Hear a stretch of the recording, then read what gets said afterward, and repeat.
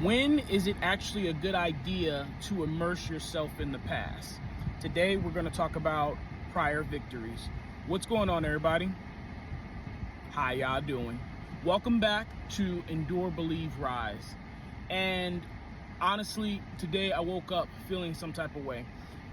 I woke up and I just felt this type of weight, this type of burden, this type of indifference to the world, to my surroundings, to my situation. And it's not that things are going bad or reclining, they're actually going good. Things are moving closer toward the goals that I want. Things are moving closer toward the desired outcome that I'm working toward. But I had to remind myself of the process. I had to remind myself of this in between, this not even valley, right? Because the valleys are the low, and I'm not in a low, but just that middle area of when you're climbing the mountain, when you're trying to get to the peak, right? And I decided, I thought about it, and I decided to immerse myself in the past. Now, the reason this is significant is because I often teach and preach that you shouldn't do that. The past is only there to teach us what we need to learn. The past is only there to remind us what we need to overcome and never go back to. We shouldn't be looking to the past every day and living in the past. But today, and in this mood, this was a good time to go to the past and stay in the past. And whenever you're in this type of situation, whenever you're feeling this type of mindset, whenever you have these type of emotions, I think it would be beneficial to you as well. I know it would be beneficial to you to immerse yourself in the past. So what I mean by that is you should have a repertoire, you should have a catalog, you should have a journal of the past victories and goals that you've accomplished.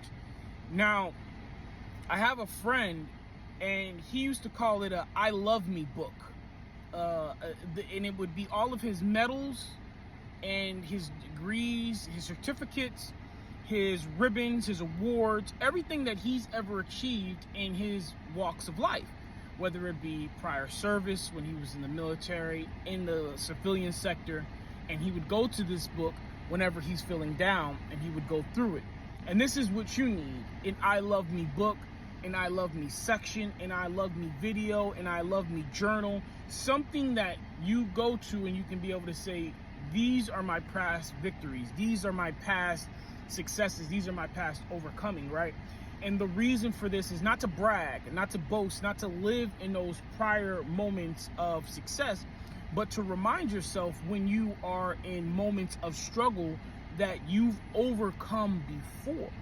That this struggle isn't new to you. It's the thing about pain and trauma. We remember that, but we forget how we overcame it. That part is stuck in our head, but the process of how we overcame it, the emotions of being in between, being on the send up, how that feels, these are the processes that we forget. So when we come to them again, we tend to stall out, we tend to sprawl out, we tend to lose our momentum because we forget what success actually looks like.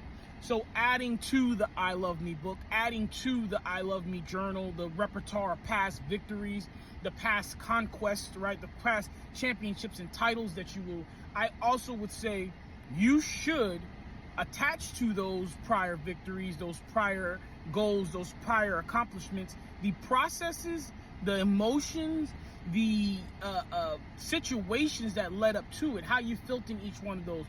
That way, you won't just be focused on, hey, I overcame this, but this is what it took to overcome this.